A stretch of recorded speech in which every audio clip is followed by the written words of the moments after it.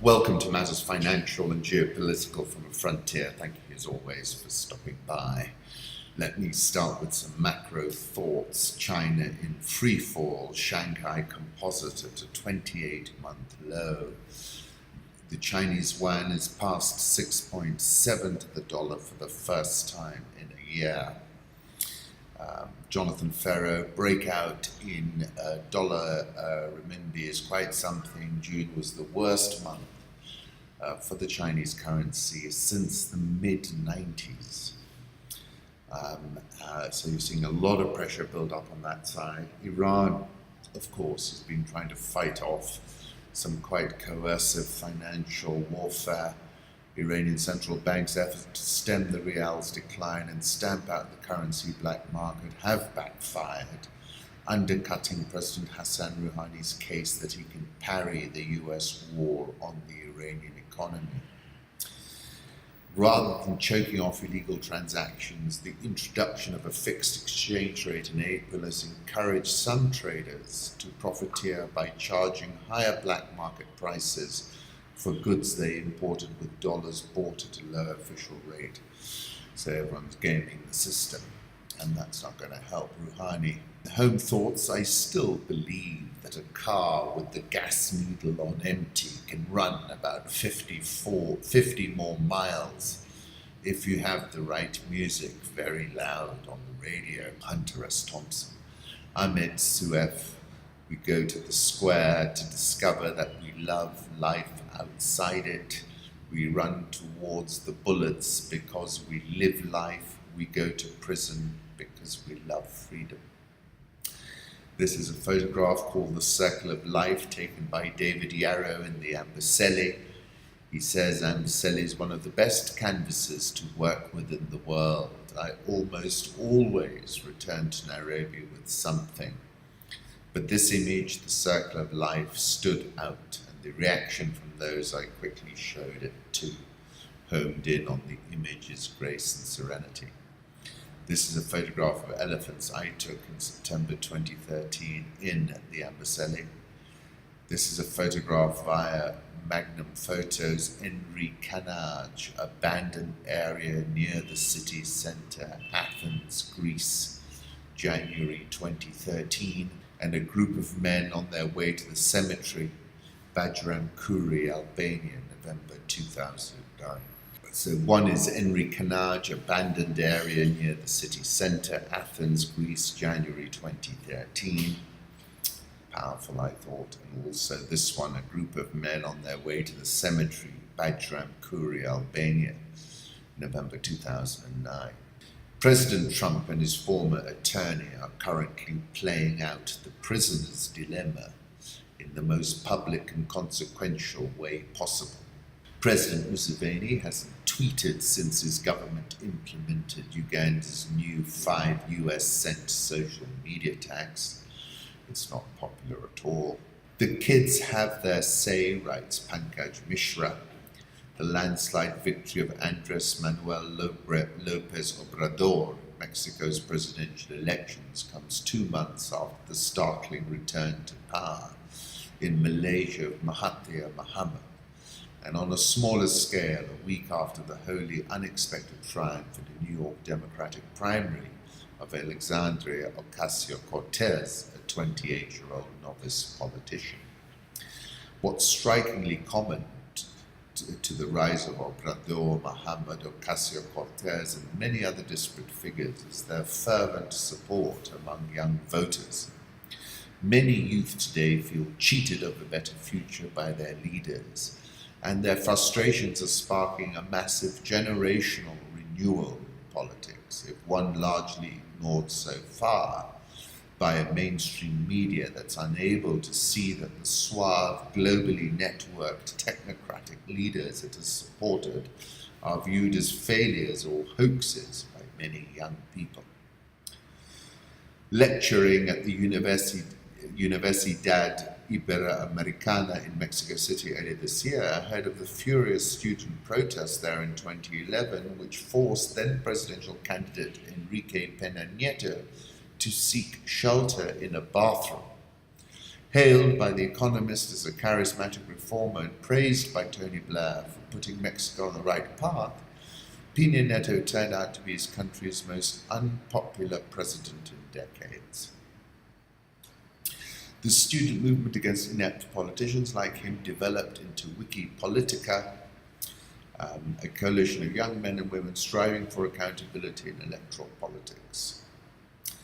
Talking about Najib Razak, likewise, political energy is imperceptibly built up in Malaysia, where in May, young people, 40% of the electorate, helped unseat their outrageously sleazy Prime Minister, Najib Razak.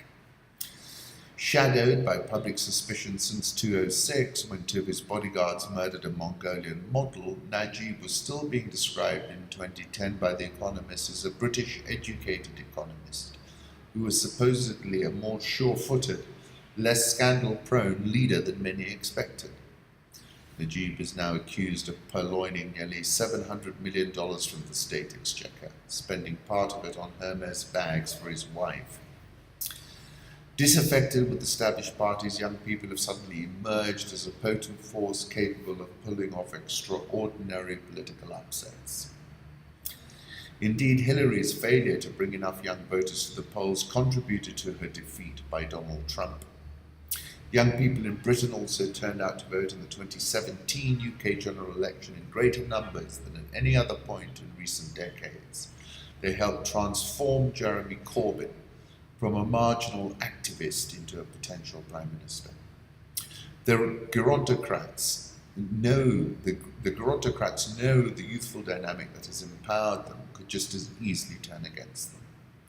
Contrary to many of its obituaries, democracy is being revitalized by the young, infused with a contrarian energy after decades of a complacent consensus among the middle-aged and the well-off. Youthquake, and I was writing about this, is defined as a significant cultural, political, or social change arising from the actions or influence of young people. And I wrote about this, saying the youth vote slept in during Brexit and woke up for the UK snap election and nearly carried Jeremy Corbyn into 10 Downing Street. On that theme, a new revolution in Mexico, John Lee Anson in the New Yorker, talking about Andres Manuel Lopez Obrador, who ran for the president of Mexico for the first time in 2006, and then he ran again. Second time he ran in 2012. Enthusiasm was the same, and then saying this is the time he's going to win. When he ended, his supporters got to their feet and chanted, "It's an honor to vote for Lopez Obrador." Everything I'm saying will be done, Lopez Obrador spoke in a warm voice, leaving long pauses and using simple phrases that ordinary people could understand. He has a penchant for rhymes and repeated slogans, and at times the crowd joined in, like fans at a pop concert. When he said, "We don't want to help the power mafia," too, a man in the audience finished his sentence, "Keep stealing." Working together, Lopez Obrador said, "We're going to make history." Flies coach, travels from town to town in a 2-car caravan with drivers who double as unarmed bodyguards. He has always been very determined to get to the presidency, she said, like an arrow, straight and unswerving. At a lunch with businessmen in Culiacan, the capital of Sinaloa state, Lopez Obrador tested some ideas. "What we want to do is carry out the transformation that this country needs," he began. "Things can't go on as they are." He spoke in a conversational tone, and the crowd gradually seemed to grow more sympathetic. "We're going to end the corruption, the impunity, and the privileges enjoyed by a small elite," he said. "Once we do, the leaders of this country can recover their moral and political authority, and we'll also clean up the image of Mexico, the rest of the world, because right now all that Mexico is known for is violence and corruption." So I agree with what Mishra was saying, and I think this is a new phenomenon, but my concern is that we're in this new world where, Trump-like politics and populism is yet to be punctured. AMLO wins 53% of the votes, 31 percentage points more than his closest rival. largest margin of victory in a Mexican presidential election since 1982. Ambassador John Bolton says that the Syrian President Bashar al-Assad's hold on power wasn't a strategic issue for the US. My piece in video format was about Ethiopia. And as I said, these 90 or so days represent the most consequential arrival of an African politician on the African stage since Mandela walked out of prison blinking in the sunlight and constructed his rainbow nation. This is a chart of the Chinese yuan. Chinese turbulence knocks Asian markets to 9-month low as trade war fears grow. Shanghai Composite lowest in 28 months. Everyone has fled into the Japanese yen, which has risen against every single group of 10 peer in the first half, with an average 4.8% gain. That's outpaced the dollar, which has trumped 8 peers and advanced 2.9%. The focus for the second half is yen crosses. I think that's true. Pressures for yen appreciation will come from emerging currencies. Another tantrum in emerging markets is possible as the US marks a year of winding down its balance sheet. In the first half, the Turkish lira has dropped almost 19% against the Japanese currency, the Indian rupee 8.3%, and the Korean won 5.6%. Currency markets: euro dollar 116.57, dollar index 94.83, Japanese yen popped above 111, it's now at 110.89. Swiss franc 0.9938, the pound 131.90, the Australian dollar had a bit of a fillip from earlier this morning, oh yes, 0.7394, Indian rupee 68.94, South Korean 111.1901, the Rial had a fresh low 391.40, Egyptian pound 17.923, South African rand at 13.8579, dollar index, it's doing quite some work around these levels. Euro jumped as German CSU leader Seehofer says migration clash with Merkel resolved. We're now currently on the bounce here. We're now at 116.56. Tesla's brutal intraday swing from a high of plus 6% to a low of almost minus 3%. That's from Jonathan Ferro. Yesterday, the agriculture sub-index hit a record low. Yesterday was also the worst day for the Bloomberg Commodity Index since 2016. This is a chart of Brent crude. This is a chart of WTI crude oil, last trading at $73.56. The interesting point is if after Trump's tweet to King Salman, the kingdom is unable to douse the market with an extra 2 million barrels per day, or even 1 million, the emperor will be discovered to have no clothes and oil will fly. Gold last at 12.46. Coffee prices fall to the lowest since 2016. Vietnam's getting whacked today. Equities minus 4%. The dong softens to a record low. Emerging currencies are close to new lows, down more than 10% since February against the dollar. This is what I was writing about in May when I said this has all the ingredients for making a good old-fashioned crisis. The dong dropped to a record low, hits 23,000 per dollar in banks. Emerging markets got off to a blistering start this year, but it went downhill from there. Negative return in each of the last 5 months. Glencore shares plunge as it announces it's been subpoenaed by the US Department of Justice to produce documents relating to corruption and money laundering. So, pretty dramatic development there. Now it's time for fishers to unite and stand against pollution. It's time to demand a halt to extraction activities in our waters. That's the DR Congo. OPEC member Angola halves currency gap with black market. The heroin coast, a political economy along the East African seaboard. This is incredible research, actually. In recent years, the volume of heroin shipped from Afghanistan along the network of maritime routes in East and Southern Africa appears to have increased considerably.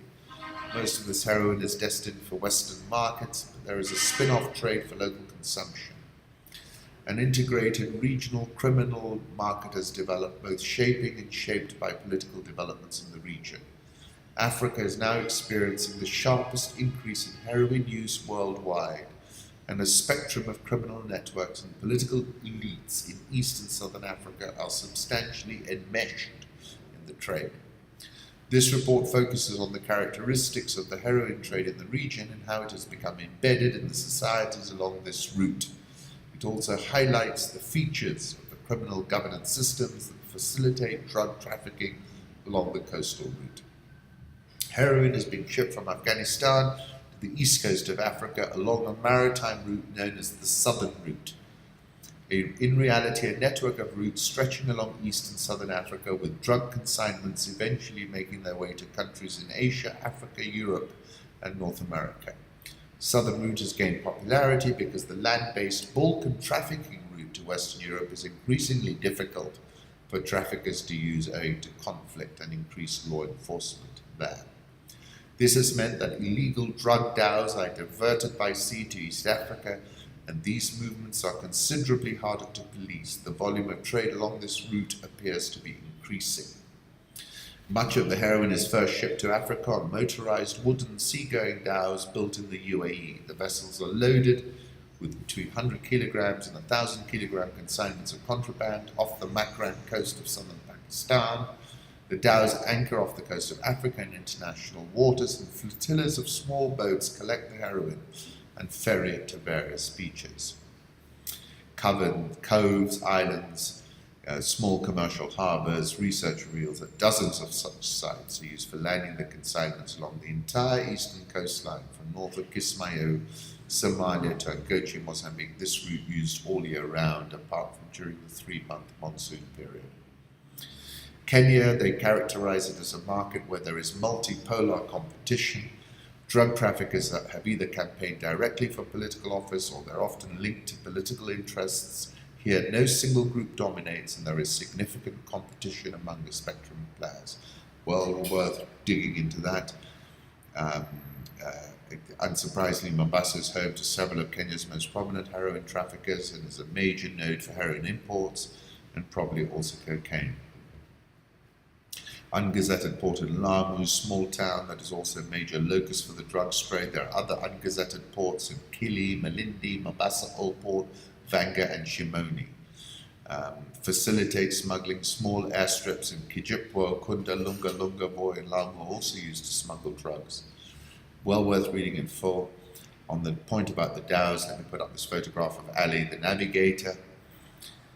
Heroin is Mozambique's second biggest export. This is quite the study. That's from LSE. On that note, let me put up a photograph of an evening in Maputo. Then there's a great article in Bloomberg, Burning Villages, Ethnic Tensions, Menace, Mozambique Gas Boom, talking about these attacks we've seen, supposedly locally named Al-Shabaab.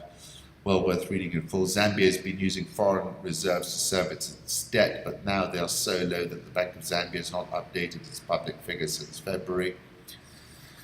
Meant to be, last reported figure was $1.8 billion. South African oil share down 3.94% this year. Dollar versus rand still pressing on that 14 level, 13.85. Nigerian oil share minus 0.77%. Ghana Stock Exchange up 11.59%. Raila and Prime Minister Modi held talks on health and Lake Victoria in India. Turkana oil standoff leaders blamed for road blockade, transport paralysed last week. This was meant to be a big PR coup, and it isn't. And I'll take my leave. Once again, thank you for stopping by.